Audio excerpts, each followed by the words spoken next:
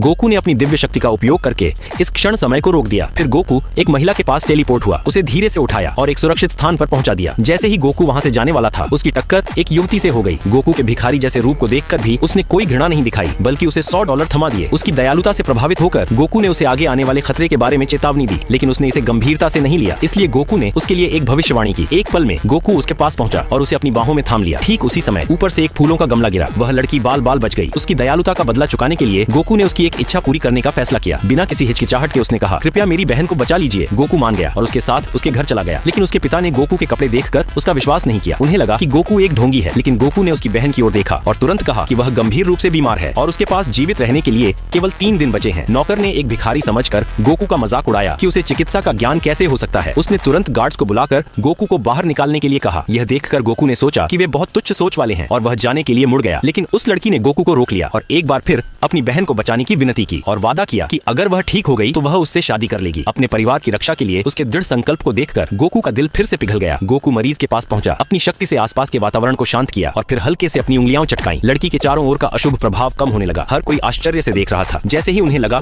कि वह ठीक हो गई है, गोकू ने कहा कि वह बीमार नहीं थी, बल्कि उस पर किसी श्राप का साया था। गोकू ने उसे पानी में रखा और श्राप को मिटाने के लिए दिव्य शक्ति का उपयोग किया। जैसे ही एक काली शक्ति बाहर निकली, गोकू ने उसे पकड़ लिया और तुरंत गायब कर दिया। लेकिन कमरे के बाहर लोगों का संदेह बढ़ता गया और उन्होंने अंदर घुसने की कोशिश की। वह लड़की उन्हें रोकने के लिए लड़ती रही। उसे पूरा विश्वास था कि गोकू उसकी बहन को बचा सकता है। फिर भी उसके पिता ने दूसरों के उकसावे पर अंदर घुसने के लिए एक विशेषज्ञ को बुलाया। लेकिन जब वे फिर से हमला करने के लिए तैयार हुए तो कोई भी गोकू की दिव्य बाधा को नहीं तोड़ सका। गोकू ने दरवाजा खोला और घोषणा की कि मरीज अब स्वस्थ है। फिर भी किसी ने विश्वास नहीं किया जब तक कि उस लड़की ने धीरे से अपनी आंखें नहीं खोली। यह देखकर गोकू जाने के लिए तैयार हुआ, लेकिन लड़की ने उसे रोक लिया। वह अपना वादा निभाना चाहती थी और गोकू से शादी करना चाहती थी। गोकू ने तुरंत मना कर दिया, क्योंकि उसने उसकी बहन को केवल उसकी दयालुता और परिवार के प्रति निस्वार्थ समर्पण के कारण बचाया था, किसी अन्य उद्देश्य के लिए नहीं। आगे की स्टोरी जानने के लिए वीडियो को लाइक करके चैनल को सब्सक्राइब करो और पार्ट 2 कमेंट करना न भूलो।